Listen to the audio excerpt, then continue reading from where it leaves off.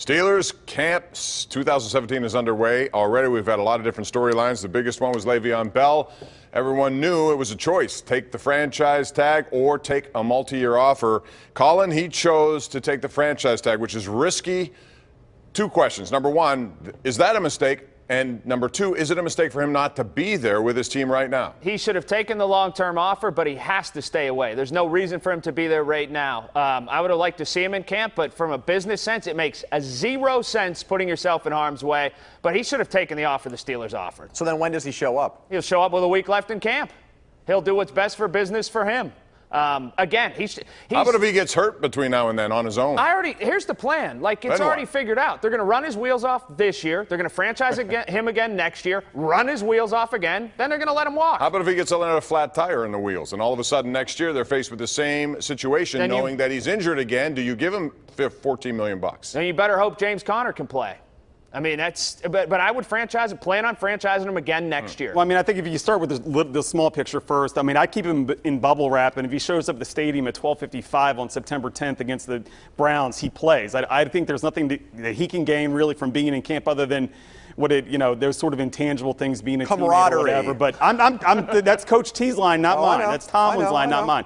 But I mean, look, it's about business, right? And these guys sort of understand that Le'Veon thinks he's a special back. I think he's a special back. Is there anybody? There's what David Johnson. No, might but be the one guy. I mean, he must have gotten high again to think that he should get number 2 wide receiver money and top. I think that's a position. I mean, that's just bargaining position, don't you think? The bargaining position is they offered him what, $12 million a year, which is $4 million. What? If you did it, $15 million a year for the first 2 years because it was $30 million.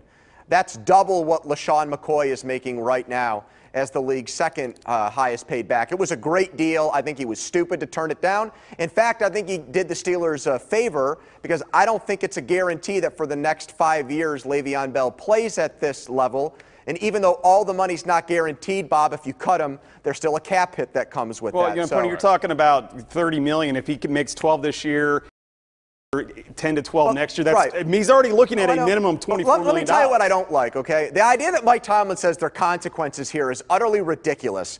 What is he going to do? Like, demote him on the depth chart, make him, the second back for the first series in Cleveland? Bear That's crawls. stupid. He's going to do bear crawls. The idea that, it hurts the team big picture, like he's missing out on something that's vital to their championship process. I don't believe in. It's what he said. Doesn't he have to say that whether it's the last guy on the roster or the first guy on the roster? I understand what Mike He doesn't have a said. contract. I understand that. It's not a holdout, Colin. Oh, no, I get that. He just has to sign it. I mean, he's got a tender. He just has to sign it. I mean, there's a piece of paper waiting for him to sign. That's what it is. He's got a deal this year. What is Antonio Brown talking about? He said if you show up here, the Rooneys will negotiate with you. They don't, quote unquote, negotiate with civilians.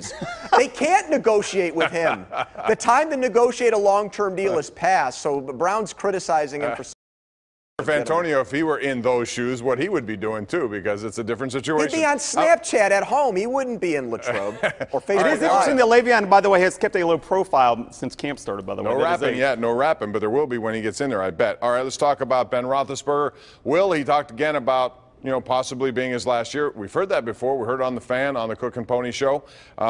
But at the same time here, all that CTE story came out. More people being tested. You see guys like John Urschel quit early. Do you think this is a potential problem for the Steelers long term in terms of who they will find to be their replacement? Well, I mean, we'll see. I think it's way too early to make any sort of, conclusion about what you got in Josh Dobbs. I think Ben said it was year to year in May. He said it again this weekend. Look, they signed up. Their offensive line is 4/5 is signed up through the end of the decade. I think that if he stays healthy, I think he's going to keep playing. I don't think he's worried about that next hit. I really don't, because if he was, he'd already be retired. He's got more money than God. Why keep playing? I think he wants more Super Bowls. He might not be, but Andrew, did you notice something within that quote that was different from the other ones, and that he mentioned his wife? His wife, Ashley. That sort of sent up a red flag to me. And Andrew, I don't know if you agree with me or not, but that one, because of that, it kind of seemed different. Well, I look at it like this, and I agree with that, Colin, but to me, like, if there's an NFL Films title to this season, it's like Glory's last shot. Because if he is going year to year, Roethlisberger, 35 years old, Bell, potentially in his last year, James Harrison maybe in his last year. I don't know. You just wonder if you're going to get the band back together beyond this season. And to me, the scary thing is the Patriots have gotten stronger in the offseason. So even if the Steelers have made some incremental gains here, I still don't think they measure up to New England, and that's a major problem. Well, I mean, I know we've had a generational shift on defense. I mean, they got 7 starters, 26 and under guys under contract, well into the future. Mike said, Tomlin's word choice the other day when talking about the defense was interesting when he said, I expect them to be a dominant, they have the pieces to be a dominant group. That is not a word he has used in the last 3 years. I think they can sort of survive. I'm not saying they're going to be the Brady and the Patriots, but I think if Ben has a change of heart next spring and says, this time I'm really out, I think that they will still be competitive, and who knows, if it frees up $20 million for them to go and get somebody, Kirk Cousins is going to hit the market next year. Then go sign Kirk Cousins there. I'm going to throw it out there right now. Colin. Kirk Cousins is Steelers. You didn't just, Will, was that just an argument that they would be better off without Roethlisberger? No, but I'm saying I don't see some massive nosedive if he I think they'll take a big nosedive the day Ben Roethlisberger retires. All right, I got 1 minute left. Andrew, or Colin, we'll start with you on this one. Just real quick about the arrivals. We saw Antonio Brown coming in with a chauffeur. We saw James Harrison in a fire truck. Do you have any problem? A lot of people on Twitter didn't like this. I have no problem with it. No, not a lot of people. One guy, Andrew Filipponi, because he's a goof. There is no corresponding sort of, this is the reason that I loved it. It's one of the days I look forward to the most on the calendar when the Steelers show up and do this. But Andrew's going to tell you that's not what the Patriots do, and that's why they have it all tightened up and win Super Bowl. You're right. I would say that Get off my lawn. They're more buttoned up than the Steelers are. Gronkowski, who acts like an idiot the entire offseason after winning a Super Bowl, he shows up to camp and there are no histrionics or theatrics or no spectacle. He shows up, puts his head down, and goes to work. And I respect the militant atmosphere that the Patriots have created. Well, I mean, and look, on that front, I do agree with you, Pony. I mean, let's be honest. Has Brady ever really made it about him, ever, at any point in 18 years? On July 28th, would someone Colin, there's no way Belichick would tolerate half the stuff Brown does. No way. The Facebook Live, That's great. The vintage cars, the pouting about not getting the ball, he would not put up with that crap. Yeah, he does put up with a couple examples of substantiating cheating that happened under his watch, though. Ooh, on that dagger, we'll take a break. We're going to come back and talk about Pitt.